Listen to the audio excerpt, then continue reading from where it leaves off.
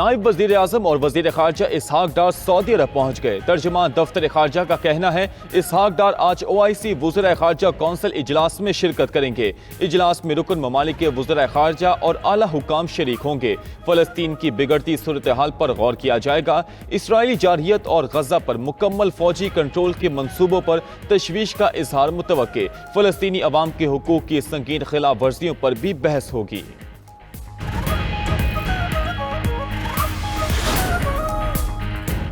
وزیر داخلہ محسن نقوی سے ایرانی ہم منصب سکندر مومنی کا ٹیلی فونک رابطہ۔ پاکستان میں طوفانی بارشوں اور سیلاب سے قیمتی جانوں کے ضیاع پر دکھ اور تعزیت کا اظہار۔ سیلاب متاثرین کی مدد کے لیے تعاون کی پیشکش۔ کہا پاکستان میں سیلاب کی تباہ کاریاں دیکھ کر بہت افسوس ہوا۔ اپنے برادر ممالک کی ہر طرح سے مدد کے لیے تیار ہیں۔ محسن نقوی نے سیلاب زدگان کے لیے مدد کی پیشکش اور اظہار یکجہتی پر ایرانی ہم منصب کا شکریہ ادا کیا۔ کہا کہ موسمیاتی تبدیلیاں پاکستان میں ہولناک تباہی کا پیش خیمہ بن رہی ہیں۔ متاثرین کی بحالی اور ریلیف اولین ترجیح ہے۔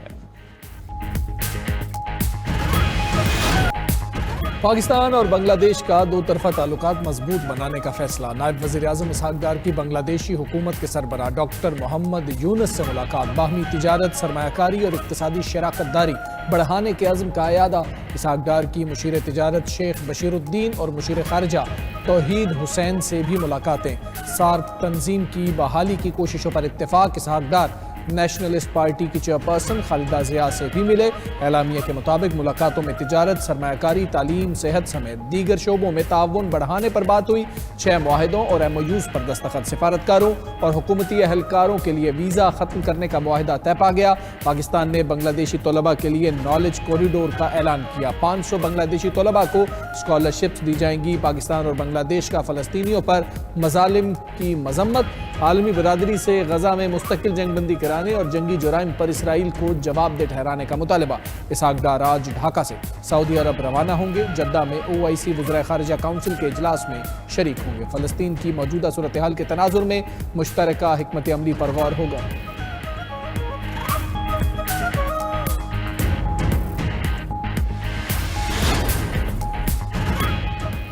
پاکستانی فوج قومی استحکام کا ستون اور پاک چین دوستی اور تعاون کی مضبوط محافظ ہے۔ چینی وزیر خارجہ وانگ یی کی فیلڈ مارشل عاصم منیر سے ملاقات پر چینی وزارت خارجہ کا بیان۔ وانگ یی نے کہا کہ پاک فوج نے ہمیشہ سیاسی قیادت کے درمیان طے پانے والے اتفاقی رائے پر عمل درآمد کی بھرپور حمایت کی۔ وقت کے کڑے امتحانات کے باوجود پاک چین تعلقات مزید مضبوط ہوئے ہیں۔ چین پاکستان کی علاقائی سالمیت اور قومی سلامتی کے تحفظ میں بھرپور تعاون جاری رکھے گا۔ ملاقات میں فیلڈ مارشل عاصم منیر نے کہا کہ چین پاکستان کا آہنی دوست ہے۔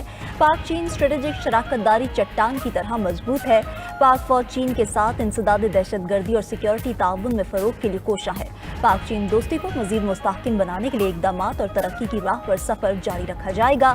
فیلڈ مارشل نے معاشی اور سماجی ترقی میں تعاون پر چین کی قیادت سے اظہار تشکر بھی کیا۔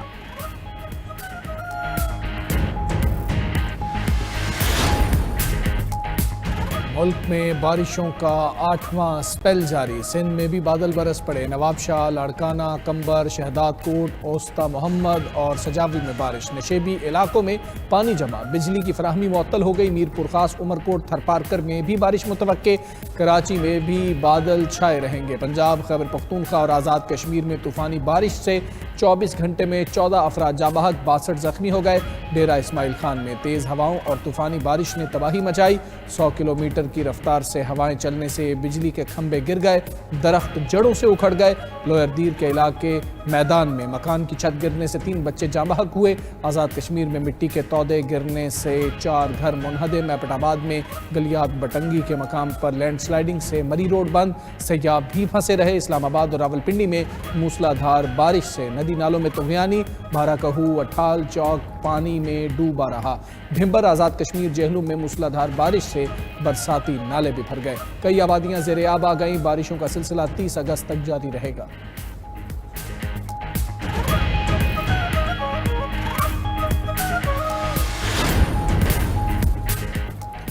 इंडियन हाई कमीशन की जानिब से दरियाए तवी में ऊंचे दर्जे के सैलाब की वार्निंग जारी। पंजाब के दरियाओं में ऊंचे दर्जे के सैलाब का खदशा। दरिया जेहलुम, चनाब, रावी और सतलुज में तुग़यानी का अलर्ट जारी। PDMA के मुताबिक सतलुज में गंडा सिंह वाला के मकाम पर ऊंचे दर्जे का सैलाब रिकॉर्ड। कसूर से लेकर बहावलपुर तक नशेबी इलाके ज़रियाब चनाब में 48 घंटों में ऊंचे दर्जे के सैलाब का खदशा है। उधर सिंध में गुदू बैराज के मकाम पर पानी की सतह में मुसलसल इजाफा।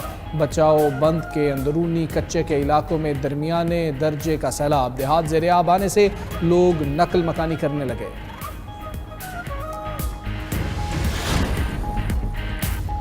दहशतगर्द इसराइली अफवाज के गजा पर हमलों में तेजी। सुबह से अब तक मजीद 60 अफराद शहीद, 300 जख्मी हो गए। बेस नहत्ते अफराद को इमदाद की तकसीम के दौरान शहीद किया गया। गजा के शुमाली और मशरकी हिस्सों में टैंक्स की गोलाबारी से 40 फलस्तीनियों ने जाम शहादत नोश किया। गजा पर मुकम्मल कब्जे के मंसूबे पर बैनुल अक़वामी तनकीद भी नेतन्याहू ने नज़रअंदाज कर दी। सेहोनी फौजी शदीद बमबारी करके इमारतों को तबाह कर रही है।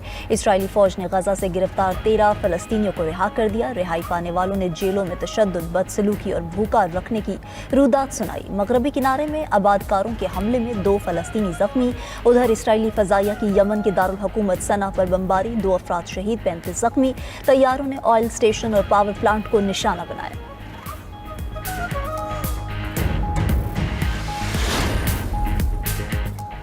यूरोप भर में इसराइल मुखालिफ मुजाहिरों की नई लहर। वियना, ज्यूरिख, बर्लिन, स्टॉकहोम और ब्रसल्स में रैलियां निकाली गईं।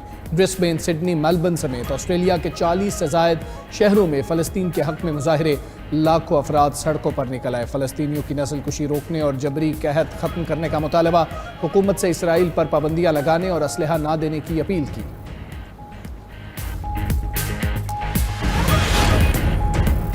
अमरीकी नायब सदर ने यूक्रेन अमन मुआहदे को पेचीदा और मुश्किल करार दे दिया। JD वेंस का कहना है यूक्रेन के लिए असल मसला हिफाजती ज़मानत है और रूस के लिए यह तय करना अहम है कि जंगबंदी लाइन कहाँ होगी। रूस वाज़े कर चुका है कि वो यूक्रेन में गैर मुल्की फ़ौजी तैनाती कबूल नहीं करेगा। उधर रूस और यूक्रेन के दरमियान जंगी कैदियों का तबादला। UAE की सालिसी में 292 कैदियों को रिहा किया गया।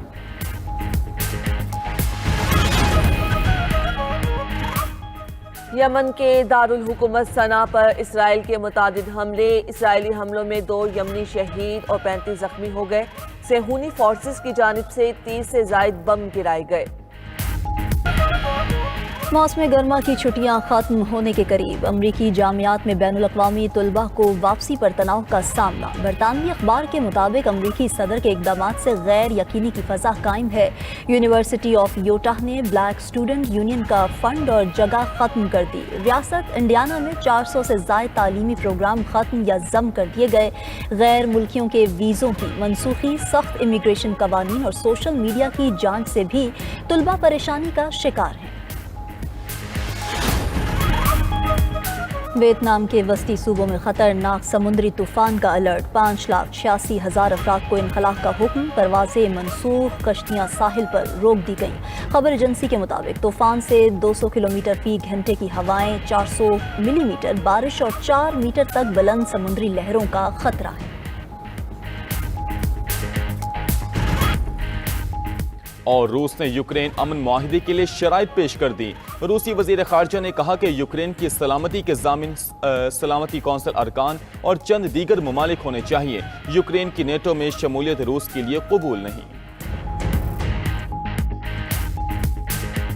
भारत का सिंतास मुआहिदे के तहत पाकिस्तान से राबता। मुमकिना बड़े सैलाब से आगाह कर दिया। सरकारी जराये का कहना है कि सैलाब की मुमकिना सूरत हाल से भारतीय हाई कमीशन इस्लामाबाद ने पाकिस्तान को आगाह किया। भारत की तरफ से इतवार की सुबह 10 बजे राबता किया गया।